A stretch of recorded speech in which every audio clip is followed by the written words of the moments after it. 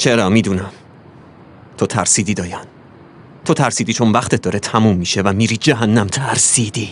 و تو از کجا میدونی؟ چون تو رو میشناسم. جدا؟ آره، چون تو کل عمرم تو الگوی من بودی.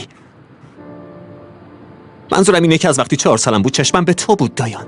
همش نگات میکردم، دلم میخواست مثل برادر بزرگترم باشم. پس آره، من تو رو خوب میشناسم، بهتر از هر کسی دیگه ای تو کل دنیا.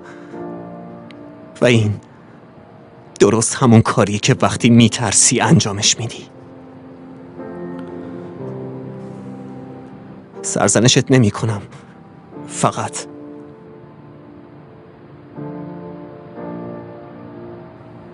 چی؟ فقط دلم میخواد تظاهر رو بذاری کنار و دوباره برادرم باشی. چون خودت میدونی. خیلی خوب بچه ها، فقط 10 ثانیه وقت دارید. عجله کنید، سیستم رو هک کنید. هکش کنید.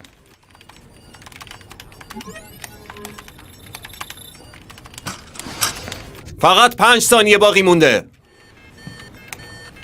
5 4 3 2 1. تموم. الکس، تو این مدت اصلا پیشرفت نداشتی، چرا؟ خودمم نمیدونم. این سیستم هک واقعا پیچیده است. خب معلومه که کار ساده ای نیست، اما شما بارها دیدید که من چطور این کارو کردم. من همه راهاشو بهتون گفتم، حتی اونا رو به صورت بازی ویدیویی در آوردم تا مغزای کودنتون بتونه درکش کنه. کجای حرف من خنده دار بود؟ حتما اثر مواد قربان. معتاداره که خوب میشناسین. من فکر کردم اون فایل محرمانه است. تقصیر من بود استاد. الکس تو پیدا کردن کدای امنیتی به مشکل برخورد. اما من رمزو اصلا قرار نبوده رمزو بهش بدی. میدونید چیه؟ دارید حالمو به هم میزنید. همه بیرون. بلند شید، یالا گورتون رو گم کنید همه. تو نه بشین سر جات. شما دوتا هم بیرون. انقدر تمرین میکنید تا از آتش بر بیایید. خیلی خوب، تو اینجا میمونی. انقدر تمرین میکنی تا یاد بگیری. هر نیم ساعتم بهت سر میزنم.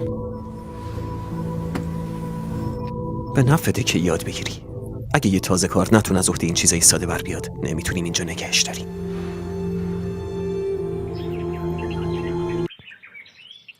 فردی میدونه که این میوه خیلی براشون مناسبه. برای همین میخواد مقدار زیادی از اونو جمع کنه. ایشا هم برای خودش و اسکار از این میوه جمع میکنه.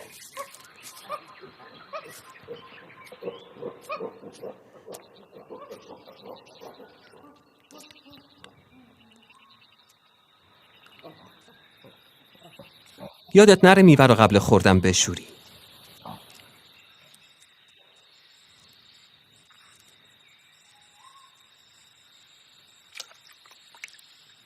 وقتی شسته شد، میوه خوب و تازه آماده خوردنه و میشه از قسمت‌های سالمش استفاده کرد. اونو میشه بدون دندونم خورد. پس حتما پدر بزرگم ازش خوشش میاد. این واقعا عالیه. کاش میشد پدر بزرگ کنار خانواده یه عکس بگیره. واقعا که اشتها آوره. وقتی کمی از میوه رو خوردن، اونو دوباره میشورن تا تمیز بشه. واو، چه ساکوگلوتیس خوشمزه‌ای.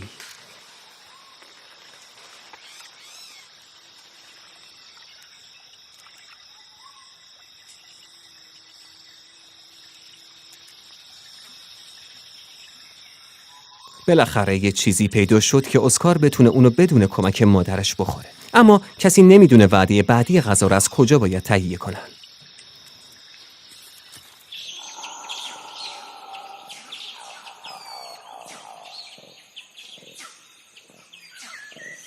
با کم شدن ذخیره میوه ها، فردی و خانواده‌اش به دنبال یه منبع غذایی جدید میگردن.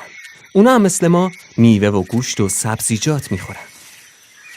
اما گوشتی که میخورن حتما شما رو متعجب میکنه.